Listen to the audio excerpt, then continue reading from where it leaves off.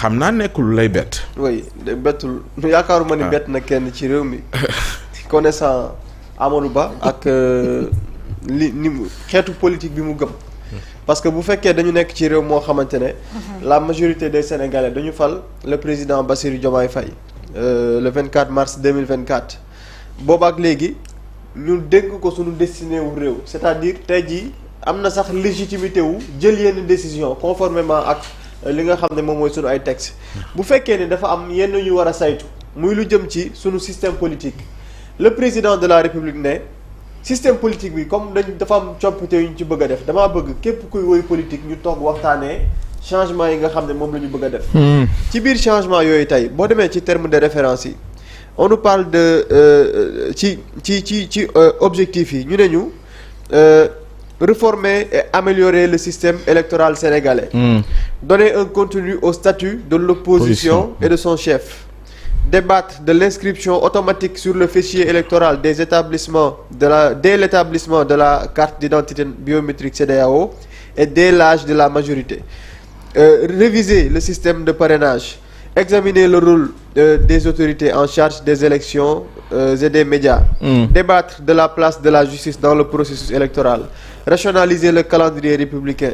Rationaliser en profondeur les partis politiques. Encadrer les financements des partis politiques. Réviser le code électoral. Ça des questions yoo xam ne dafay concerner képp kuy def politique. Président de la République donte il a la légitimité mu xëy benn bis dem assemblée nationale jaaral la fait projet de loi. ne désormais nii ak nii lay demee parce que tey il est président am na légitimité bi il a aussi une majorité à l'Assemblée nationale c'est-à-dire bu ko neexoon bu ne daf ko bëgg a def dafay xëy def ko te kenn du ci mën dara. am na possibilité bi xëy suba indi projet de loi bi ay député yu si bëri toog à l'Assemblée nationale voté mu jàll mais bu ñu nee tey jii déjà dafa fekk ñu institutionnaliser li nga xam ne moom mooy dialogue national. donc bu ñu leen woowee si loolu pour man ci responsabilité rawatina ci contexte bi. ñenn ñi dañu war a wuyu ji même si je suis pas contre ku parewul pour dem wuyu ji si dialogue bi rawatina sax bu fekkee ne man personnellement je pense que amoo la war a mën a indi si dialogue bi parce que des gens yoo xam ne ñoo jiite woon réew mi pendant des années pendant 12 ans nga jiite ko réew ànd ak un régime lii ñu bëgg a joyanti tey amul nga possibilité joyanti woon ko defoo ko donc je pense pas que kooku am na lu war a mën a apporter si dialogue mais pour que mbir yi jaar ci yoon wala ñu teg ko fi ñu ko war a teg dañuy woo ñëpp.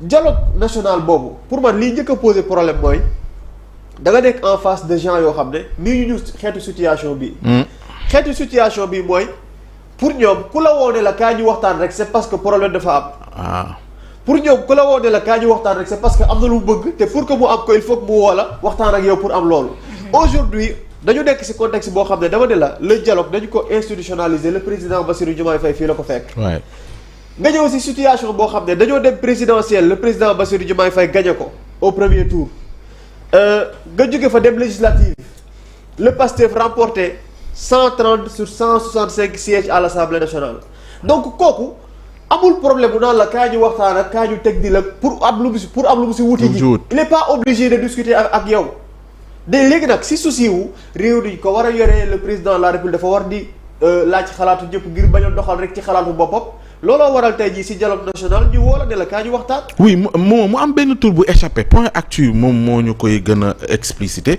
Abdoulaye Daouda Diallo ñu wax ci demoom ca Burkina Faso bu muy daje communauté sénégalaise ba fa ne Arouna Dia moo wax ci turu association ba fa teew. que ni Arouna Dia moomu ci boppam moo nekk di dox luy may xëy na bu Abdoulaye Daouda Diallo teewee mu am benn. décrispation su ma ko mënee tuddee noonu.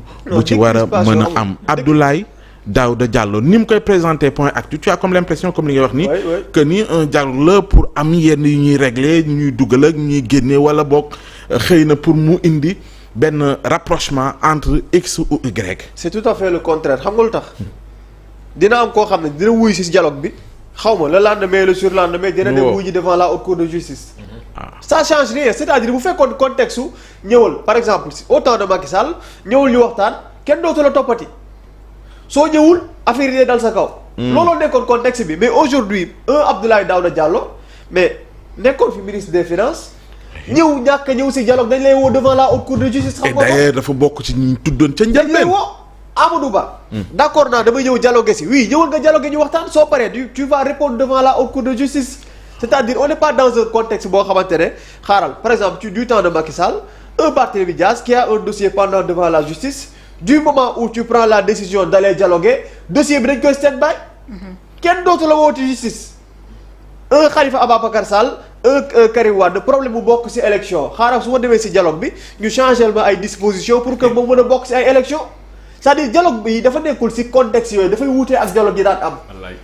ki wootewul parce que dafa am lu mu soxla ci yéen wootewul parce que dafa am lu mu bëgg a teg dil ak ñenn ñi wala ñoo xam ne soo at mais il a déjà la majorité ku soxla majorité mooy woote pour que gars yi rejoindre ko. il a déjà cette majorité là donc li mu soxla mooy dañuy waxtaanee système politique nañu fexe tey ba ndaw li c'est-à-dire aujourd'hui waxuma la sax ki toll ci am carte d'identité waaye da ngay am carte d'identité ñu la non votant. ñu ne léegi dañuy fexe ba par exemple lu ñu war a waxtaanee mooy dañu fexe ba tey ki am 18 ans am carte d'identité soxlaatoo ñu naan la am nga carte électeur wala amoo carte électeur du moment où am nga 18 ans am nga carte d'identité da ngay commencer voter amul kuy voter ak ku dul voter ñëppay voter.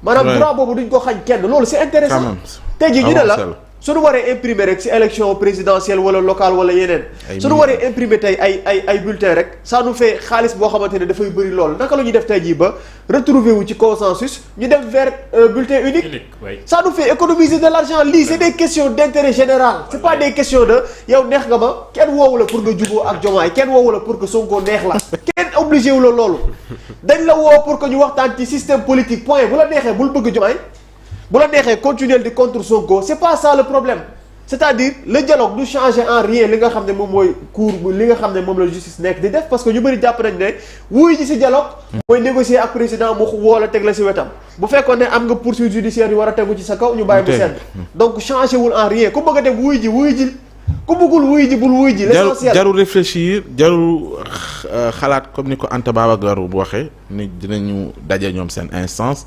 xool ban posture lañ cey jël fii lay boobu moom war na ginnaaw waa FDR. Pa Ousmane. gars yi bu doon am nañ fulla ak fayda. ci en tout cas li ma gis man suñ may woo si dialogue damay dem wuy ji si dialogue bi. waaw Ousmane yow su doon am nañ fulla ak fayda. da nga am question yi ba pare bëgg ñëw sobal ko. Pa Ousmane. wax xale dana def. bu doon man la par exemple en tant qu'homme politique. Anta Babacar Ngom. je suis un homme politique. waaw léegi xaar mooy ma ji Anta Babacar moom looy ree. lu may ree. Sambata lan moo tax ñu tudd Anta Babacar ngay ree. man kay benn moment sama dama noonu est-ce que mënu woon créer ji parti politique bokk ci 350 yi xaw ma 380 yi ku ñu créer parti politique def buzz da xam naa man rek ma créer parti politique yor sama micro topp dëkk bii waa ji wax na ma kañ génn ci gémmiñ bi Sénégal a ngi kat yow dégg nga li mu wax nii wax naa la ko sànq nee naa la bu mu la bett am ñu jëm ci dialogue bi tey suba police judiciaire woo leen ñii nekkuñ ci yooyu de nekkuñ ci complot yi de wallahi nekkuñ ci complot yi complot wuñu wallahi azim dama ne la képp koo xam da nga am problème ak justice boo demee tey ji ñu woo la nga dem tey ji ci dialogue bi bu subaa mën nañu wuli ji mën nga wuy ji police judiciaire police judiciaire bu fàttali ñoom ñoo créé woon OFNAC ñoom ñoo ko créé woon rapport yi nga fi dégg yépp conc bu ñu tegg la rapport yi ñu fi dégg nii conc bu ñu tegg la CENTIF yàgg naa defi rapport de gars yi faale wuñu CENTIF faale wuñu OFNAC corps de contrôle dem di seeti ay nit ñu duma sa wuy ji taxaw carrément di bande ci kaw nit ñi di jóg di dóor dënn ci kaw nit ñi ay nit taxaw fii à l'Assemblée nationale loolu daf ma metti image boobu ku fi wax ñu jël la jatang la rey la sànni la ci géej gi bal du tàkk sa kar du xëy nit taxaw ni man maa jël je l'assume mais jox nañu diw ak diw ak diw yooyu yëpp am fi tey ñu taxaw tey jii nii non ñooñu war ñoo rendre compte dañuy rendre compte. dinañ ci ñëwaat. ma ne damaa jàpp ne fulla ak fayda mooy bu fekkee da nga nekk damay bañ a wax un acteur politique mineur comme ni Ousmane Sonko doon wax wala résidu waaye bu dee da ngaa doon koo xam ne ci wàllu politique. xanaa Anta Babacar mënoo non non ko ci résidu yi ndax def na résultat ci élection présidentielle. ban résultat ñu génn alors que moom mooy. ban résultat. ban résultat dama ne su dee par exemple dañ lay woo ci par exemple xoolal le parrainage. mais parrainage dafa indi problème homme politique yu bëree bëri. am na ñoo xam ne ñoom seen problème pour bokk élection parrainage la man de bu ma nekkoon seen côté ñoom bu doon man maa nekk seen place. damay dem si dialogue bi su ma jàkkaarloo président ne ko président ñun kat ay homme politique la ñu waaye lii ci parrainage dafa bëri mënuñu ko am nañ ko wàññi par exemple. yow l'essentiel mooy yow lii sa préoccupation nga mun ko présenter. waaye mais yow boo nee demuma d'accord ñi fa nekk il faut discuter il faut prendre des décisions yoo xam ne dafa lay engager par force mënoo si dara. suñ nee léegi désormais parrainage 1 million de parrain la mënoo si dara bu ëllëgee doo bokk élection. donc soit da ngay dem waxtaanee ji am nga si droit wala nga dem waxtaanuma mais lañ fa waxtaanee lañ fa tënk loolu la ñuy doxal parce que nag mënuñu nekk ci réew moo xamante ne ku jóg sos parti ñi amuñu siège ñu si bëri amuñu siège. ñi mënoo leen compter 50 membres yu mat il faudra que ñu xoolaat di géew politique bi di doxe Fary ma tey ci